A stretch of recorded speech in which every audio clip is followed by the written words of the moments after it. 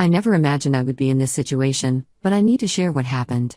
I, 28F, have always had a complicated relationship with my sister Carol, 32F. Our family history is pretty messy.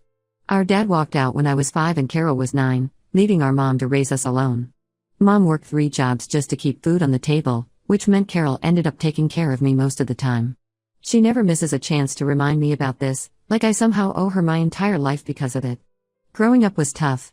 Carol developed this need to control everything around her, probably because she had to be the responsible one so young. But as we got older, it got worse. She would monitor what I ate, who I talked to at school, and even try to choose my college major. When I decided to become a nurse instead of following her suggestion to go into business like her, she took it as a personal insult. She told everyone who would listen that I was wasting my potential and embarrassing the family by choosing such a low-paying career. The tension between us reached new heights when Carol met Sebastian, 35M, 3 years ago. Sebastian comes from old money. His family owns half the businesses in our small town, including some medical practices. From day one, he looked at our family like we were beneath him. But instead of defending us, Carol changed. She started copying his mannerisms, looking down on everything about our upbringing, and constantly bragging about their wealthy lifestyle. She even started making fun of Mom's accent, something she used to defend Mom for when we were kids. Their wedding 2 years ago was a nightmare. Carol insisted I had to be her maid of honor because what would people think if her only sister wasn't? But she made the entire experience miserable. She criticized my weight, saying I needed to lose 20 pounds to fit her vision. She scheduled dress fittings during my hospital shifts and then cried to Mom when I couldn't make it. When I finally stood up for myself and said I needed more notice for appointments, she spread rumors to the whole bridal party that I was trying to ruin her wedding out of jealousy. Things got even more intense when Carol announced her pregnancy 6 months ago. She immediately appointed herself the queen of all pregnant women and expected everyone to bow to her demands. She would call me at 3 a.m. after my night shifts to discuss baby names or send me 50 messages about nursery themes while I was working in the ICU. When I didn't respond immediately, she would call our mom crying about how unsupportive I was being. Last month, everything escalated. Carol decided she needed help painting the nursery, but it had to be done on her schedule. I had just finished 6 night shifts in a row and was exhausted. When I asked if we could do it the following weekend instead, she completely lost it. She started screaming about how I never supported her, how I was jealous of her perfect life, and how I was trying to ruin her pregnancy experience. She called Mom, who then spent hours lecturing me about family duty and how I needed to step up for my sister. I tried explaining to Mom that I was physically exhausted and could be a danger working on ladders in that state, but she brushed it off. Mom has always enabled Carol's behavior, probably out of guilt for being absent during our childhood. Every time Carol throws a tantrum, Mom rushes to fix it, usually by pressuring me to give in to whatever Carol wants. The real explosion happened 2 weeks ago. Carol organized this elaborate gender reveal party, even though she had already announced it was a boy. I was scheduled for a critical care shift that day and we were severely understaffed due to a flu outbreak. There was no way I could switch. When I told Carol, she showed up at my apartment at 6 a.m., still in her pajamas, screaming and banging on my door. My neighbors called security, but before they arrived, Carol had forced her way into my apartment. She was like a hurricane, knocking things over, throwing my framed nursing degree against the wall, and screaming that I was a jealous, bitter person who couldn't stand to see her happy. She knocked over my coffee table, breaking my laptop that had all my patient notes on it. When security finally removed her, she was still screaming that I was trying to sabotage the happiest time of her life. 3 days after this incident, Carol had a miscarriage. I was devastated when I heard the news. Despite everything, I never wanted anything bad to happen to her or her baby. I tried calling her, sent flowers to the hospital, and even tried to visit, but Sebastian blocked me at the door. Then the messages started coming. First from Carol, then Sebastian, then their friends and our family. All saying the same thing, that I had caused so much stress by not attending her gender reveal party that I was responsible for her losing the baby. The accusations kept getting worse. Carol told people I had wished death on her baby because I was jealous of her fertility. She claimed I had deliberately worked extra shifts to avoid her pregnancy milestones because I couldn't stand her happiness. Sebastian started sending threatening messages about how his family would make sure I never worked in any hospital in the state again. Our entire extended family has turned against me. My mom won't speak to me except to say how disappointed she is. Our aunts and cousins have blocked me on social media, and I keep seeing posts about toxic family members and karma. The only person still talking to me is my cousin Penny, 25F, who is always seen through Carol's manipulation tactics. My coworkers have started hearing rumors. Someone apparently overheard Sebastian telling one of the hospital board members about how I emotionally abused my pregnant sister. I love my job and my patients, but I'm terrified of losing everything I've worked for because of these lies. I know medically that missing a party cannot cause a miscarriage, but no one seems to care about facts anymore. They're all caught up in Carol's narrative of being the victim of her cruel, jealous sister. I don't know how to fight these accusations without seeming defensive, but I also don't know how to just sit back and watch my life be destroyed. Update 1: I honestly did not think things could get worse, but somehow Carol has managed to take her vendetta against me to a whole new level. The past 2 weeks have been absolute hell, and I need to share what happened. First, Carol created a Facebook page called Pregnancy Loss Awareness, My Sister's Betrayal. She posted a long, detailed account of how I supposedly sabotaged her pregnancy through emotional abuse and deliberate stress. She included photos of herself in the hospital after the miscarriage, screenshots of texts where I said I couldn't make it to her events, completely out of context, and even childhood photos of us with captions about how I was always jealous of her. The page gained over 5,000 followers in just a few days. Carol joined several pregnancy loss support groups and mommy groups in our area, sharing her twisted version of events.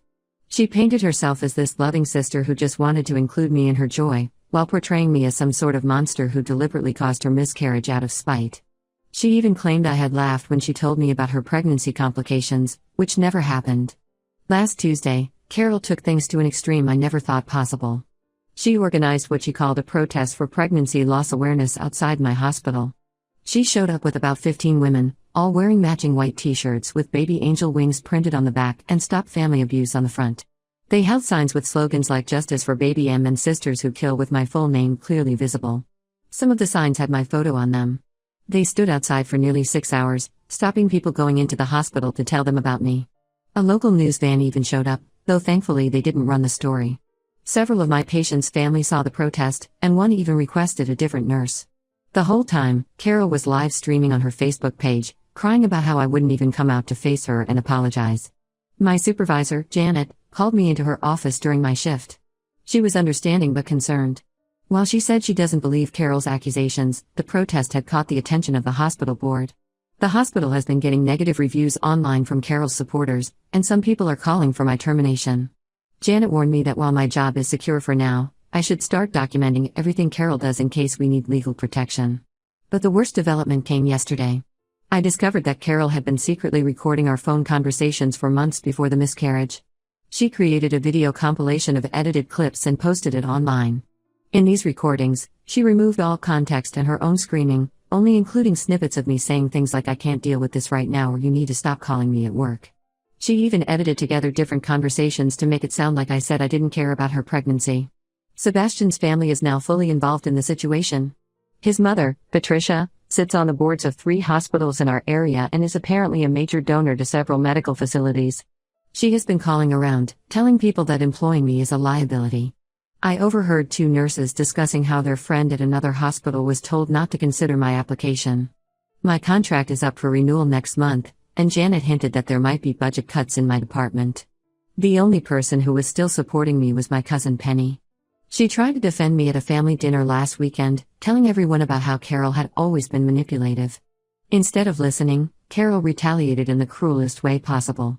She revealed to the entire family that Penny had an abortion 3 years ago, something Penny had confided in Carol during a particularly vulnerable time. Penny was devastated. Her parents are extremely religious and have now kicked her out of their house.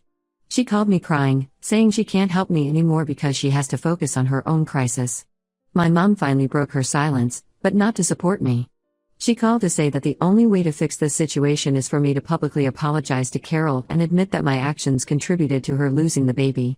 When I refused, saying I wouldn't apologize for something I didn't do, she lost it. She told me I was no longer welcome at any family events until I take full responsibility for my actions. She said my stubbornness was tearing the family apart, just like when I was a teenager and refused to give Carol my college fund. The stress is starting to affect my work. Last week, I almost gave a patient the wrong medication dosage. I caught myself in time, but it scared me.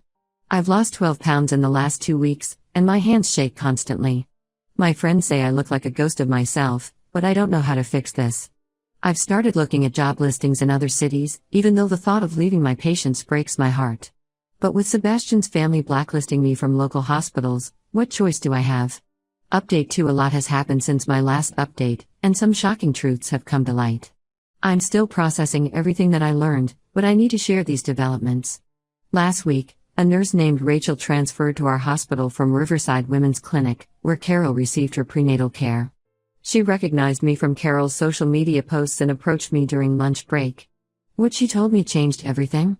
According to Rachel, Carol had several serious risk factors that were identified early in her pregnancy. Her blood pressure was consistently high, and there were some concerning test results at her first appointment. The doctor had specifically warned her about the risks and gave her strict instructions: no strenuous activity, limited stress, bed rest when possible, and regular medication. But Carol ignored all of it. Rachel showed me redacted copies of Carol's medical records. I know this probably wasn't legal, but I am grateful she took the risk. The records showed that Carol missed half of her scheduled appointments. She skipped crucial blood pressure checks and ignored repeated warnings about her activities. Instead of following the recommended bed rest, she was planning elaborate parties and events, moving furniture for the nursery, and even went skiing with Sebastian's family. The most disturbing part was that Carol knew exactly how serious her condition was. The doctors had explained the risks multiple times. There were detailed notes about counseling sessions where they stressed the importance of following medical advice. But Carol kept this information from everyone, including Sebastian. She never once mentioned these complications when she was blaming me for causing her stress. While I was still processing this information, I received an unexpected message from Sebastian's sister, Emily. She wanted to meet privately at a coffee shop outside of town. I was hesitant at first, but my curiosity won out. What Emily shared was equally shocking. According to Emily, Carol had been showing concerning behavior long before the pregnancy. She had systematically alienated most of Sebastian's friends through manipulation and dramatic scenes. She accused Sebastian's best friend of hitting on her, causing a rift in a 15-year friendship. She told Sebastian's cousin that Sebastian had called her a gold digger, which was completely false. One by one, she had isolated Sebastian from people who might question her behavior. Emily revealed that Carol and Sebastian had been having serious marriage problems before the pregnancy. Sebastian had suggested couples counseling after Carol maxed out their credit cards on designer furniture. Carol responded by threatening to leave him and tell everyone he was abusive. The pregnancy happened right after this fight, and suddenly Sebastian felt trapped. The most revealing part was about the miscarriage itself. Emily was with Carol that day, and the truth was very different from what Carol told everyone. Carol had ignored her doctor's warnings and spent the day rearranging heavy nursery furniture, despite Emily offering to help or wait for others. When she started having symptoms, she delayed going to the hospital for hours because she was working on her social media posts about my supposed harassment. But here's where things get even more complicated. Yesterday, Carol announced that she's pregnant again. She made a long social media post about her rainbow baby and how she's terrified that my negative energy might affect this pregnancy too. She even started a fundraiser for pregnancy loss awareness, using my name in the description as an example of how family betrayal can cause tragedy. The family has rallied around her again. Mom called me in tears, begging me to stay away from Carol during this pregnancy. She said Carol is in a fragile state and my presence might trigger her trauma. Some relatives have even suggested I should move away until after the baby is born, just to be safe. I showed Mom the medical records Rachel gave me, trying to explain that Carol had hidden her complications and ignored medical advice. But Mom refused to even look at them. She said I was trying to blame the victim and that medical records don't show the whole story. She truly believes that emotional stress from me was the real cause, regardless of what doctors said. Sebastian seems to be completely under Carol's control now.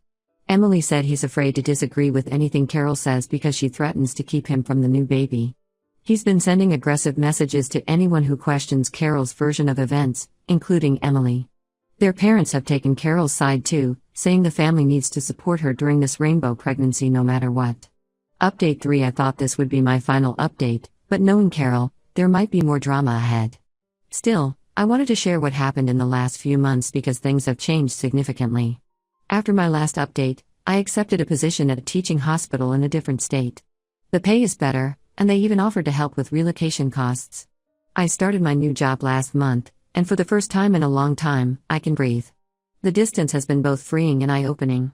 Before I left, something unexpected happened. Rachel, the nurse who showed me Carol's medical records, went to the hospital administration with everything she knew. She risked her job to do the right thing. This triggered an internal investigation at Riverside Women's Clinic about patient care and record keeping. During this investigation, they discovered that Carol had been seeing multiple doctors, giving each different information about her medical history and pregnancy complications. The investigation revealed that Carol had lied about following up with specialists and had forged some documentation about her bed rest compliance. She had also been doctor shopping, getting different medications from different providers. When the clinic tried to contact her about these discrepancies, she started accusing them of medical negligence and threatening to sue. Sebastian finally saw through Carol's manipulation when she tried to blame their marriage counselor for causing stress during her second pregnancy. The counselor had simply suggested that Carol might benefit from individual therapy to deal with her pregnancy anxiety.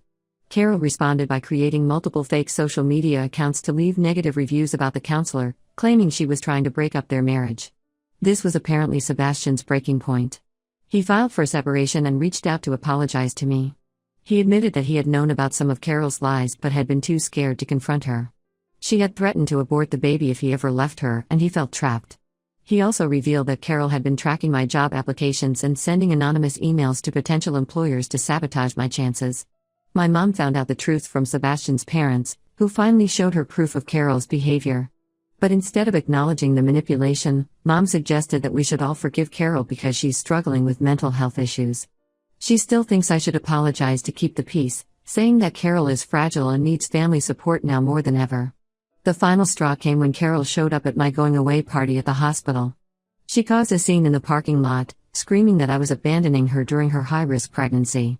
When security approached her, she dramatically fell to the ground claiming they had pushed her.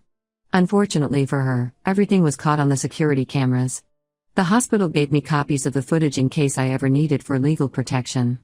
I've decided to go completely no contact with most of my family. I blocked their numbers and social media accounts.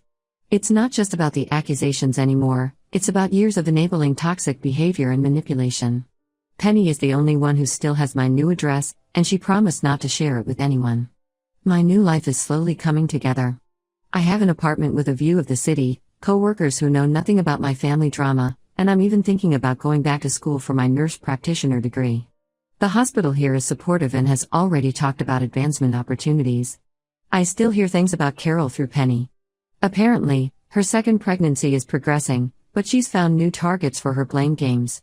She's currently in a social media war with her obstetrician, claiming the doctor is discriminating against her because of her previous loss. I wish her and the baby well, but I can't be part of that circus anymore. Sometimes the biggest act of self-care is walking away from toxic family members, even when it hurts. I miss the idea of what our family could have been, but I don't miss the reality of what it was. For now, I'm focusing on building a life where I don't have to constantly defend myself against lies.